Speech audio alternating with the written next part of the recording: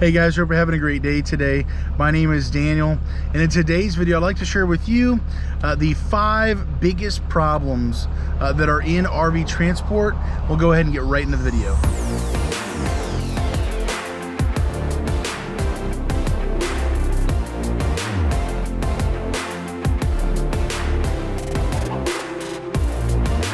All right guys, so I'm in my driveway, as you can maybe tell.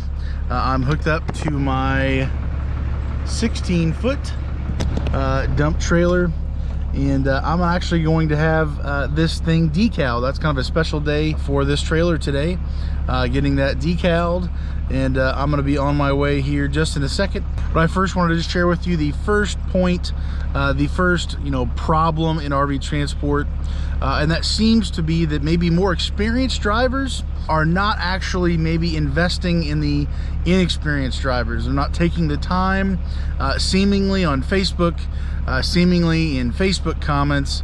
There's a lot of people who maybe aren't that supportive.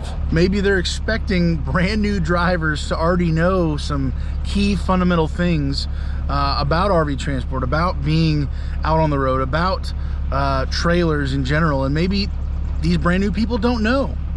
And I see this as a big problem. The people who could help the most, who could do the most for these brand new people, who could probably save accidents, who could probably save time, save money, all these things. This is the first reason that sticks out to me. This is why I even started this channel, because I had at the time roughly 4 years, 3.5 years of experience.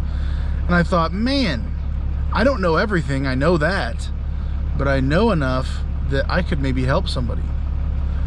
And so I wanted to do my part in trying to help educate, trying to help do what I can, share my experience, share my opinion, share hopefully some wisdom with brand new people who are in the industry who maybe don't know anything, or maybe who know just a little bit here or there. This seems to be a massive problem in this industry, where the bar to entry is maybe they already have a truck, maybe they're already planning on getting a truck. Whatever the case may be, the bar to entry to get into this business is just owning a truck that's operating and working well, and then from there it can kind of be dangerous. All the additional add-ons, things people buy, people get into this industry and they have a lot of trouble, they have a lot of problems. And that's how it is in any industry, but particularly in the RV transport industry, in transportation in general, I would assume. There is a massive learning curve. It takes a lot of time, a lot of trial and failure for experienced drivers to maybe not be having patience, taking the time to literally invest in somebody and say, hey, let me pull you aside here, let me try to help you to the best of my ability. I don't know everything, but I do know some things right here that are sticking out to me. Let me share some knowledge with you and be a help. And so that's one of the biggest things that stuck out to me as a problem in this industry. Companies at the end of the day, they're not doing maybe the best job that they could to equip drivers to be successful. They're training drivers to know the rules of the company, the rules of DOT stuff, and then saying, have at it, knowing full well that there's going to be a lot of turnover for a lot of different reasons. So if nobody else is going to help, who's maybe in authority, I believe that it's actually on us drivers who maybe have quite a bit more experience to be able to be a help, to be an encouragement, to talk through things with people, answer stupid questions, whatever that may look like. That's a big problem. And I know I want to be a part of it. The question is, do you want to be a part of that? Do you have the patience to take the time to answer some maybe silly questions, in your opinion? Think back to the first day you showed up in orientation, however many years ago that was. Maybe you're coming from semi and you've been at this for decades. I mean, RV transport is a vacation to you compared to your old semi job. There's so much that could be done, and yet seemingly you see it all the time. People don't get their questions answered. They struggle. There's misinformation out there. And it's really us experienced drivers who could have such a huge impact. Not just people on YouTube, you who see people at the truck stop all the time, You who see people in the Facebook groups, you could answer, maybe personal message them and say, hey, here's what I know. Here's maybe how I can help you. Here's my cell phone. Call me if you need help. I'm here to help. That would be insane for that to be an option, for that to be the norm, the normal situation that anybody in this industry would find. They would find drivers who are experienced, who help solve problems, who have the patience to answer questions that they think are just ridiculous. Guess what? It's not ridiculous. People don't know everything. They're not on your level. It's as if, you know, I hear that maybe you could do oil changes, you know, on any vehicle, and that's your bread and butter. But I come to you and say, hey, you know, I hear you do oil changes, so a complete, you know, engine rebuild shouldn't be a problem for you, right? That should be pretty simple, right? And that's almost like the expectations we have on these new drivers. Hey, you have a truck, you should know better. Hey, you've pulled a trailer before, you should know these things. Like, we don't actually say those things, but the expectations we have on new drivers, I believe, are unreasonable. They're unreasonable expectations on people who haven't stepped foot in this industry, and they're just trying to find out. So I believe this is one of the biggest reasons. I don't know if it's the biggest reason, but it is one of the biggest reasons, the biggest problems in this industry. Experienced drivers not taking the time because nobody else is going to do it. I believe it's up to us drivers. We're the last line of defense. We're the last line to be able to maybe be a healthy safety net for these drivers, these brand new people. So this is number one. I'm gonna go ahead and head over to the decal shop or graphic shop, whatever you want to call it, and I'm gonna get this dumpster dropped off here. It'll be done later today, but I want to get this dropped off early, and I'm gonna go ahead and do that now. I will catch you guys just a little bit down the road. All right, guys, so today is an exciting day for me. It's an exciting day for my company, Helper Dumpster Rentals. This is the day that I get my larger trailer, my 16-foot dump trailer, to be decaled, to have the lettering to be put on this dump trailer, for me to be able to have advertising going down the road, sitting in people's driveways. And yeah, so just wanted to share this little experience with you. So number two, I just wanted to bring it out. There's not necessarily a really nice way of sharing this. It just, to me, just seems ugly all together in general. But basically, number two, one of the biggest problems, and I'm just kind of setting you up right here as I'm going to be unhooking this trailer. Number two is going to be companies communicating with drivers. That seems to be one of the biggest problems in this industry. There seems to be a certain amount of information that doesn't actually get transferred to the drivers. I'm with Synergy, as you may know, and there's no perfect company out there, but I'm very, very happy with Synergy, how they operate, how they work. But one critique, in the most encouraging way, I would say, is that the communication with their drivers is lacking. For an example, and I'm sure this is industry-wide of a problem, but there have been so many times where I found out we have a new policy in place in the company by someone telling me, oh, you should have already known about this. This has been a policy for months now. And I say, did we send out an email at all? How would I have known that this was a policy change? And there's silence on the phone or maybe in person. And no hate, no disrespect that I'm trying to give off, but I'm sitting here wondering, am I supposed to read your mind? Who would have told me? Is it plastered on the front door? Should I ask, hey, just curious, is there any information that I should know about, or maybe I should ask, that you haven't already shared with me? Is there anything I should know that I should have already known? That's kind of the question I come to. I'm like, well, if you didn't put it in an email, but you expect me to already know it. How am I supposed to know it? Now, the good thing is maybe newer drivers, they've probably already been instructed.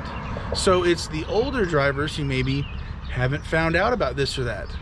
They haven't informed us. They've informed newer drivers. I've found out times where we've had policy changes from newer drivers. And I'm like, huh, okay.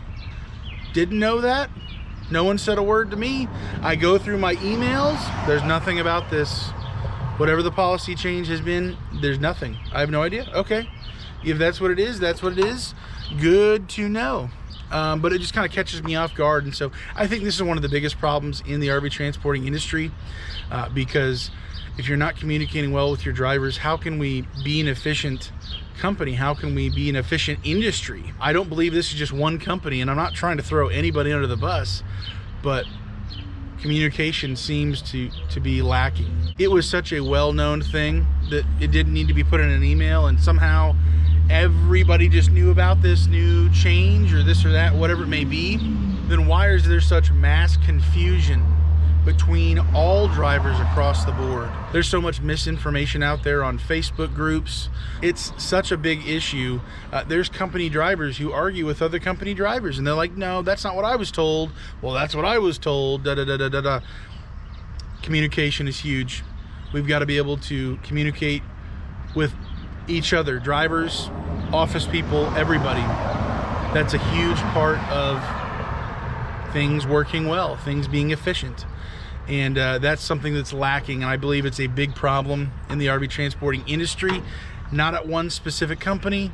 No hate, no problem with anybody. I'm not trying to be passive aggressive in saying this. This is just industry-wide. I hear about it all the time. I see it all the time with different drivers at different companies. People said, oh, I was told this. I'll hear from different people at the same company, and they'll tell me two different things. And it's not synergy, it's a different company. So that's troublesome. You know, in an industry, everybody really struggles seemingly to communicate policy changes, different things that are coming up, communicating downtime, New Year's shutdown, as well as July shutdown. That's pretty critical. That's pretty dangerous to not keep people informed of what's going on. And so for that reason, I believe this is a big problem in the RV transporting industry. This is always how it's been for the 5 years I've been here. I hear about it all the time, not just at one company again. It's all over the place. So it's a big problem. I don't know if there will ever be a solution to companies industry-wide, maybe working more towards communicating better with their drivers, with their independent contractors, but seems to be a very big problem. So that's number 2 for one of the biggest problems in the RV transporting industry. I just want to share with you number 3, one of the biggest problems with the RV transporting industry, or the biggest problems inside the RV transporting industry, is that it is consistently inconsistent. And let me explain that. There's a lot of times where we have the July shutdown, we have the New Year's shutdown. There are times in the middle of the month, of every single month, where it is lower compared to the other 2 weeks, the first or the last week of the month. In this industry, there is consistently inconsistent times. And yet it seems that there are so many drivers out there that are caught off guard. They're blown away by, wow, we're shut down for 2 weeks, or rather the factories are shut down for 2 weeks. No one told them. I just got a comment the other day. They said they were hired on and really pushed to go really as quickly as possible to get hired on, and yet currently right now there's really not much loads going on at all across the whole industry. So I'm like, that's craziness, and they're thinking that's craziness. You know, when you hire on for a job of any kind, you're expecting, there's a certain amount of expectations you have of there's going to be work to be had. There's going to be work to be done. And yet, in this specific industry, there are consistently times throughout the year where drivers are not told that this happens every year. Or maybe this is kind of the season where it's a little on the lighter side. That's a problem. That's a big problem. When companies are just saying, hey, we've got to get as many drivers as possible, we're desperate, we're in need, they get the drivers and then they don't tell the drivers, or no one ever really thinks to ask the question, is there enough work? How is it consistent? Will I always have an opportunity to take a trailer if I needed to be able to bring in the income? The answer is no. There are times where it's very thin.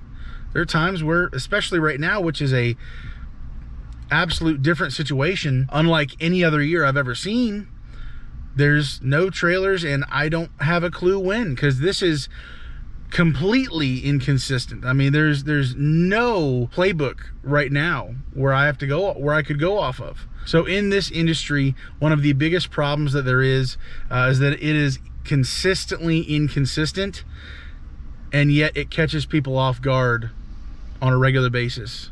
New drivers, old drivers, they're sitting there scratching their head going, what's happening? Why is this happening? Should I jump to another company? Maybe it's just my company. No, it's all companies, all ships. With the tide rising, raises all ships. Same for the opposite. It lowers all ships. I'm telling you, it is consistently inconsistent, and that's a big problem because it catches people off guard all the time, and it shouldn't. And that's a big problem. So that's number 3. Number 4, one of the biggest problems in this RV transporting industry is that there are people in this industry, drivers like you and me, who are not running this like a business. My question to them, my question to you, my question to myself, to constantly asking myself the question is, am I operating like this is a side hustle? Am I operating this like it's a just play money? There's a lot of people who who are retired. They don't need this as serious income. If you're in that category, maybe you can go and do whatever you need to do financially. But if this is the breadwinner, if this is the way you bring in the income for your main expenses, you have got to be operating this like a business. You've got to be able to maintain your truck, have a proper maintenance account, have an emergency account, have plans in place. What happens if I'm on the side of the road? Do I have AAA? Do I have someone to call? To be able to think through this properly, to have the right coverages for insurance, to be on a maintenance schedule, to make sure everything's okay. There's a lot that goes into this. Whether you're going to be doing this for the long term or short term, if this is your main way you're going to be bringing in money, you've got to be operating like a business. You've got to be able to make sure that you're covering your expenses and taking care of those things first, because at the end of the day, if your truck stops running, if your truck has issues, you no longer have a job. You can't pull the trailers with your hands. You've got to be able to take care of this in a way that's going to be in a business sense. So number 4 is operating this like a business. So number 5 on one of the biggest problems in the RV transporting industry is going to be that people go out and buy brand new trucks. They buy a used truck. They get all the accessories. They buy the fifth wheel, all the hitches, all the accessories, everything that they gotta have to be able to do this job. But they do it before they even know that they're hired. They do it before they even apply. They do it before they know they're accepted.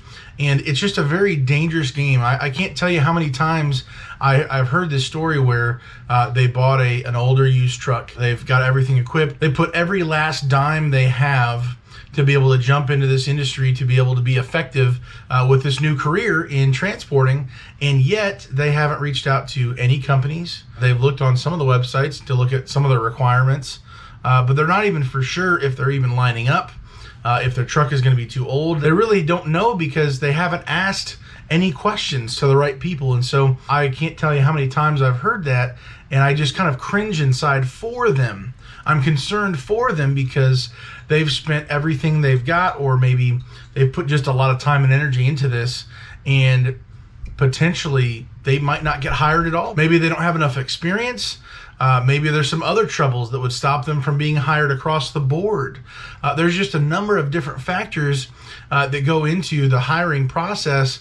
And if somebody goes out and does everything without checking with multiple companies, finding out, hey, here's industry-wide, I at least have to meet all of these requirements. This company requires this. This company requires that. Being able to make sure that you are actually going to be hired. Better yet, waiting until you actually do get hired to pull these triggers. Or better yet, to go to these companies and say, hey, I would like to buy a truck. I would like to do all these things for my truck. to get it properly outfitted. What do you think? Should I go ahead and do this? Are you going to hire me? Asking these questions, getting things lined up. I think it's a major problem.